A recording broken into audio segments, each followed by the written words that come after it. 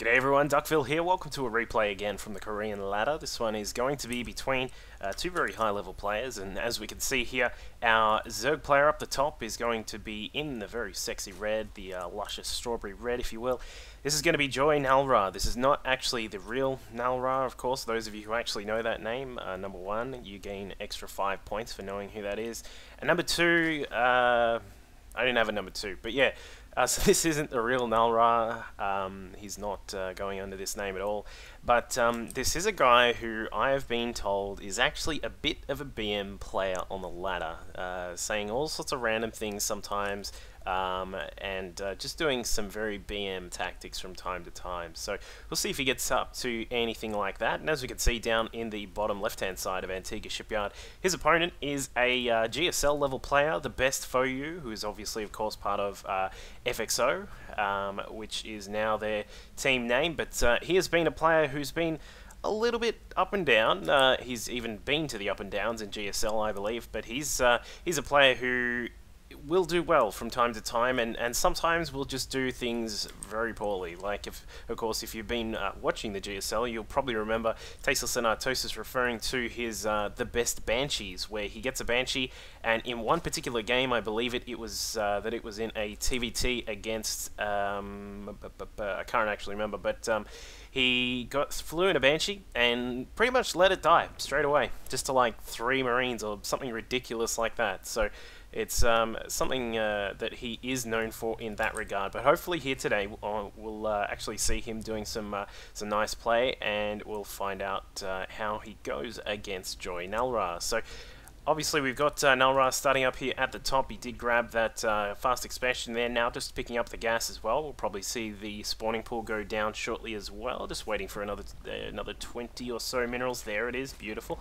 And we're just going to see a standard sort of play from NalRa just at the moment here. TheBestfoU is actually looking to take a tech lab pretty quickly here, so we may see, we've only got 1 refinery, so they could be, this could be either a Marauder opening, which I highly doubt, or a Reaper. There it is, it's a Reaper. Alright, so what you can do with the Reapers on this map, of course, is you can jump up on this little balcony, as one of the guys from MLG called it the other day while I was talking to them. It was quite funny. I was like, I did not even think of that as a balcony, but it is.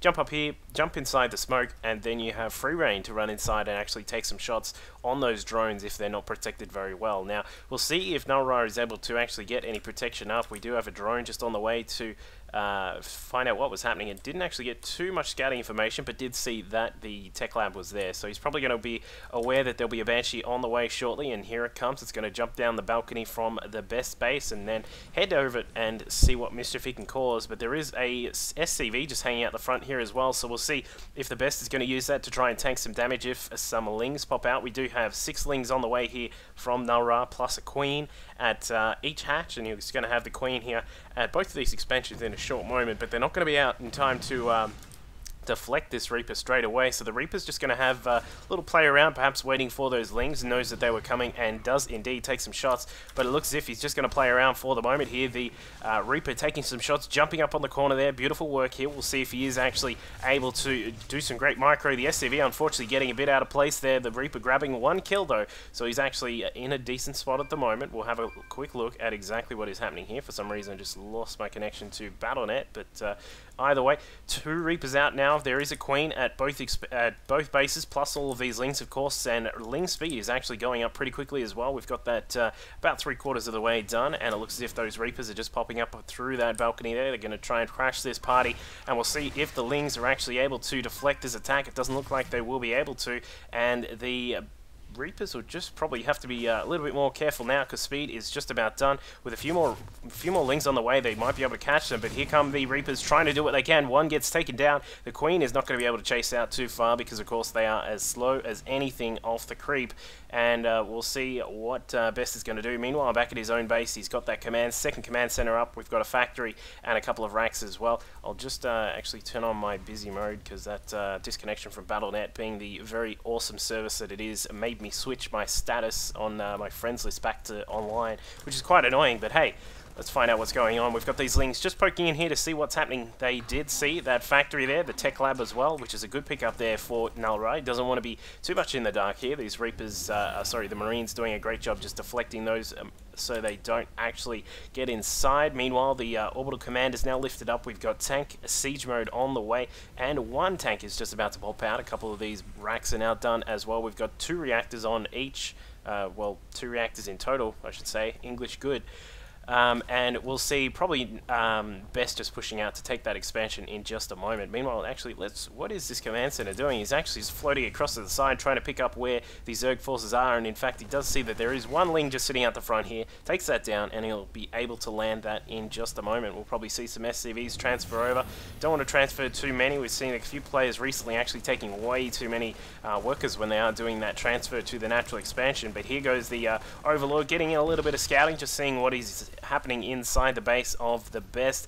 Does see that there were those 2 racks there. Didn't see this fourth one going down, but either way, looks as if a couple of Lings have sneaked into the expansion, going to take out one of those SCVs and then slowly get away. They will just get away from the tank Marine forces, just pushed out into the natural expansion. We've got 2 tanks ready to roll here. We've got one up on top of the cliff, which will be able to provide a nice field of fire down here at the natural expansion choke point. So he'll be able to cover those sorts of attacks that might stream in from those Lings again if NalRa does decide to go for that. Meanwhile, let's have a look at what NalRa is up to. He's sitting on a nice amount of drones, currently sitting at just 54, you know, where are we at? We're at 9 minutes into the game. He's sitting at 54, pumping that up a little bit more to 56 now as well. Currently getting that lair up and running and a macro hatch as well. So he's doing alright, and haven't actually shown exactly what his tech path is going to be. We do have a Baneling nest here, so it does look as if he's just sort of preparing to get into a real hardcore production mode at the moment, but we'll see probably some sort of, there it is, we've got a Spire. So we are probably going to see that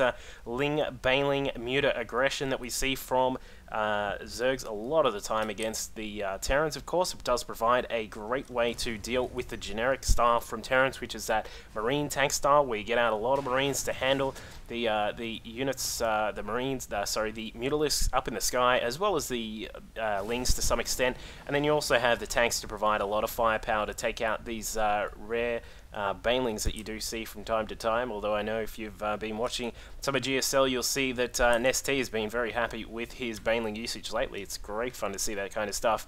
NalRa, just taking a look at his creep expansion, is doing a great job here, just pushing it out across the map, recarpeting everywhere. That's going to cost a fortune to get that fixed up, but he's going to have quite a lot of Lings and Banelings soon. He's actually got +1 to the melee attacks just about done. A little bit surprised he didn't go for the Carapace upgrade, which means that the Banelings will survive another hit from tanks, but either way, it looks as if the Best is going to push out now, just actually poking up to see what he can do. These Banelings getting into position, trying to just see if they can actually burrow into the ground. I'm not actually sure if they have burrowed just yet. We'll have a quick look in a second, but here comes the attack from NalRa. He's actually snuck in all of those Lings and actually gotten on top of the Marine tank mix, but not actually taking out too much, and we'll see if Best is going to push on, but it looks as if he's just going to head back now because he's actually fallen down on his supply a little bit there and knows that NalRa will be able to resupply that quite quickly. And as we can see, 9 Mutas on the way, along with 26 Lings as well, and then we're probably going to see a huge amount of Banelings morphing in as well. So we'll see what NalRa is going to do, if he's going to be passive and try and just take a third base perhaps, or if he is going to try and come in and attack the Terran when he's vulnerable. Now, of course, as many of the Zerg players will know, you do need to attack when the tanks are in when they're in their pong-pong mode, the normal non-siege mode. Then if you don't do that, that can be causing you a lot of trouble. But we'll see if he is going to go for that style, but just seeing that those Mutas are on the way, third base going up, a fourth base as well, and here come the Mutas to try and harass. They're going to take out that turret if they can. They are going to get it, losing one of the Mutalisks, unfortunately, taking a little bit of health off the other one. Going to take out at least one of these supply depots. We do have Marines just streaming in now, along with our medevac as well, to keep them alive for the time being. So one supply depot, a turret, and maybe a couple of SCVs go down, so that's good work by NalRa to actually keep the Best inside his base for the time being. We can see that the tank count is starting to get quite decent at the moment here. We don't actually, is he just sort of off his macro? There we go, he's actually getting another one out. We've got Marines coming out all over the place, however, not for the moment. He's actually supply blocked just at the current time because of that supply depot that got taken out. But the Mulists are just going to provide NalRa with a lot of time to prepare. That's what you really want when you're playing as a Zerg against a Terran like this, when they're doing this Marine tank style, is you want time to prepare and make sure you have enough forces and enough upgrades to get enough defense to make sure you can take this push out, because when this comes, when it's at this higher number of tanks and Marines that it is slowly getting to here for the best, it can actually be quite a lot of trouble. Baneling landmine, bang! And we actually see a huge Baneling hit there. That was absolutely massive. With their +1, they took those Marines down as soon as they stepped on top of them. And that was an absolutely huge hit from NalRa there. We actually see the supply dip below 100 for the best. He's currently sitting on 95 supply to the 159 of NalRa. So NalRa doing a great job there, catching out those Marines on the march up towards their wannabe victory. But it looks as if, meanwhile, NalRa has just been trying to poke into the main base here as well, trying to take out some various supply depots if possible. We've got a huge Ling, Bane, and just a few mutas there as well. Group coming through the side here. They're just going to try and head into the main base, see if they can actually do some more damage. Looks as if these Banelings are going to burrow here. There's 3 of them there. They'll definitely take out a lot of Marines if the Marines step on top of them. Probably, I don't believe from my failed mathematics here, I don't believe the 3 of them would take out a tank unless it was right on top of them, but they certainly will destroy any Marines that tried to come out here. But it looks as if Best is going to be prepared this time, getting out a Raven, and he'll be able to move out without any fear of those Banelings because he'll be able to see them with that Raven, of course. But we'll see what he's going to do. He's starting to fall behind a bit here. As we can see, just a whole batch of units here sitting in the middle waiting for the Best to attack. We've got a 3rd base up and running here, getting some defenses here with the Spine Crawlers. A little bit surprised there's no Spore Crawler there, just to make sure there's no Banshee attacks or anything like that. As we mentioned before, the Best is someone who is known for a little bit of Banshee usage.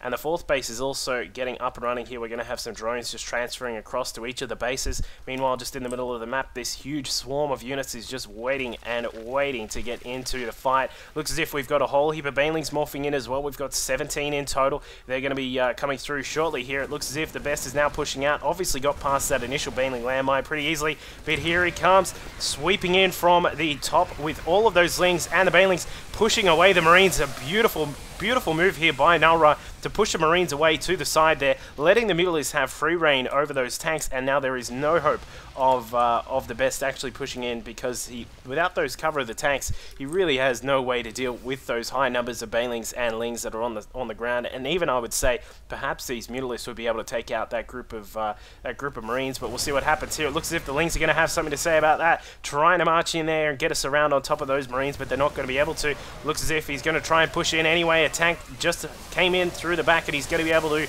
take out some of these units, but so many Banelings just pushing in there. That is way too much for the Best to deal with here. Taking out the rest of those Marines. These medevacs are not going to have a good time at all. They are not going to get home, and there is the GG. So FXOTheBest just not actually really getting too far out from his own base. In fact, probably I think the furthest he got was up here, and then obviously losing a lot of his control of the map when he got taken out by those Banelings, and then was just behind the 8-ball for the rest of the time, with the 4th base and the 3rd base up and running for NalRa, and those Mutalisks controlling the sky. He was just in a beautiful spot. So hope you guys enjoyed that game. We'll hopefully see some more from these players. No BM from NalRa this game. I'm a little bit surprised. As I said, from what I heard, he's a bit of a BM player, but we'll hopefully see that next time. Cheers.